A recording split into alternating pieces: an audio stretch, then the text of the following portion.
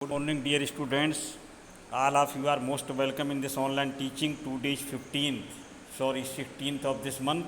I mean 16th July 2021. Let us start our teaching. I would like to start our teaching with the best wishes of the day. Have a nice day. And I advise to all of you to open your book and put your book in front of you with your register and try to understand the questions. Yesterday I taught you how to write short answers from the given questions in a well-arranged manner. But today I would like to go further. Next question of the chapter number 2. Question number next है, how is Mukesh what do you think is the plight of the children born in the families of bangle makers. तो यहाँ पर question लिखा हुआ है, जैसा कि आप देख रहे हैं प्रिय विद्यार्थियों, व्हाट डू यू थिंक, आपको क्या लगता है, क्या सोचते हैं, प्लाइट माने होती दुर्दशा, ऑफ द चिल्ड्रन माने बच्चों की, बॉर्न माने जो पैदा हुए होते इन द फैमिलीज माने परिवारों में, ऑफ बैंगल मेकर्स चूड़ी बनाने वाले परिवारों में पैदा होने वाले बच्चों की क्या दशा होती है या क्या दुर्दशा होती है, प्लाइट दशा क्या होती है। तो इसका आंसर किस तरीके से आप लिखेंगे, it is my advice to all of you, please try to understand the meaning of the given question. If you are able to do so, then I suppose you will be able to write the answer of the given short questions in a well-arranged manner. इसका answer फिर विद्यार्थी, Mukesh is quite different from other the various circle of the middle man. जो middle man होते हैं, मध्य उम्र की, जो उम्र दराज व्यक्ति, कहने का मतलब मध्यम आयु के जो लोग होते हैं उनको मिडिल मैन कहते हैं। Vicious circle of the middle man and their allies, जो उनकी एलाइज होते हैं माने साथी सहयोगी होते हैं, have entrapped the poor bangle maker in their nets. तो वो क्या करते हैं, जो गरीब चूड़ी बनाने वाले व्यक्ति होते हैं उनको एंट्रैप्ड कर लेते हैं, अपने उनके जो जाल होते हैं उन जालों में उनको फंसा लेते हैं। चूड़ी बनाने वाले जो गरीब व्यक्ति होते हैं उनको, जो मिडिल मैन होते हैं, उनका जो सर्कल होता है और उनके सहयोगी होते हैं, वो सब चूड़ी बनाने वालों को इंट्रैप्ड कर लेते हैं, अपने जाल में फंसा लेते हैं। फंसा लिया था।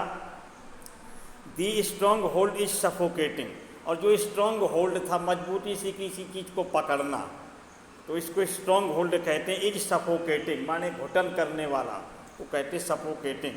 तो जो मजबूत पकड़ थी उनकी, इज सफोकेटिंग, वो उनको घुटन महसूस करा रही थी। उन गरीब बच्चों को जो चूड़ी बनाने का काम करते थे। They have imposed a heavy burden, impose माने होता लाद देना। They have imposed a heavy burden on little children, वो छोटे बच्चों पर बहुत ज़्यादा बोझ लाद देते थे। They can not put it down, और वो इस बोझ को नीचे नहीं रखने देते थे, अतः बोझ के बाद दूसरा बोझ डाल देते थे। They can not put it down, वो इसको नीचे नहीं रख सकते हैं उस बोझ को, वो बच्चे, वो गरीब लोग। Before they are able to think, इसके पहले कि वो सोच पाते, एबल हो पाते सोचने में। दे एक्सेप्ट द बेगेक्स as naturally as their father, तो वो भीख मांगना को स्वीकार कर लेते हैं एज नेचुरली, स्वभाव से, एज देयर फादर, जैसे कि उनके पिता जी भीख मांगा करते थे। तो इसके पहले कि वो कुछ सोच पाते और वो भीख मांगने का जो काम है उसको वो स्वीकार कर लेते हैं। इस तरीके से आपका ये आंसर हुआ। अगला क्वेश्चन है, what do you think in the theme of lost spring stories of stolen childhood.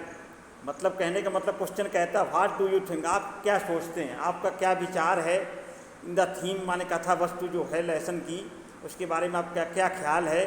Of lost spring, खोए हुए वसंत की जो कथा वस्तु है, कथानक है, उसके बारे में आप क्या सोचते हैं, उसके प्रति आपका क्या ख्याल है। स्टोरी ऑफ स्टोलन चाइल्डहुड, उनकी कहानी है उन चुराए हुए बच्चों की, जो बच्चे चोरी हो जाते हैं, उस चुराए हुए बच्चे की कहानी जो लॉस्ट स्प्रिंग में बतलाई गई है इस लेसन में, उसके बारे में, उसके कथानक के बारे में आप क्या सोचते हैं। तो इसका आंसर प्रिय विद्यार्थियों लिखा हुआ है, the theme of the chapter is the grinding poverty. जो कथानक है, कथा वस्तु है, ग्रिंडिंग माने होता तोड़ना, पीसना, उतरना, कम करना।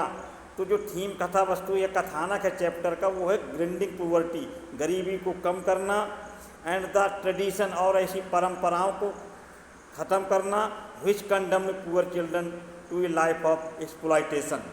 विच माने जो कंडम्ड माने घृणा करती हैं, नफरत होती है जिनसे, पुअर चिल्ड्रन माने गरीब बच्चों को, टू ए लाइफ माने जीवन में, ऑफ एक्सप्लॉयटेशन माने शोषण, शोषण का जो जीवन है उन बच्चों का, गरीब बच्चों का, तो उसके बारे में, उस परंपरा को ख़त्म करना, उस गरीबी को ख़त्म करने की कथा वस्तु कहती है ये लेसन जो है लॉस्ट स्प्रिंग।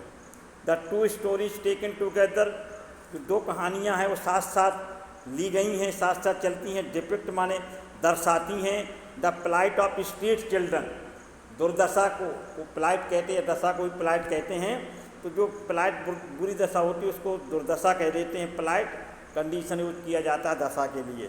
डिपिक्ट माने दर्शाती हैं या प्रकाश डालती हैं, उल्लेख करती हैं। द प्लाइट माने दुर्दशा को, ऑफ स्ट्रीट चिल्ड्रन माने गली के जो बच्चे होते हैं उनकी दुर्दशा के बारे में बतलाती है। दो कहानियाँ साथ साथ चलती हैं।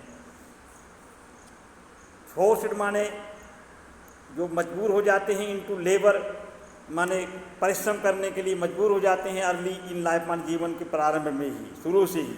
And denied the opportunity of schooling, और डिनाइड माने उनको वंचित कर दिया जाता है, द अपॉर्चुनिटी माने अवसर को, ऑफ स्कूलिंग माने विद्यालय जाने के।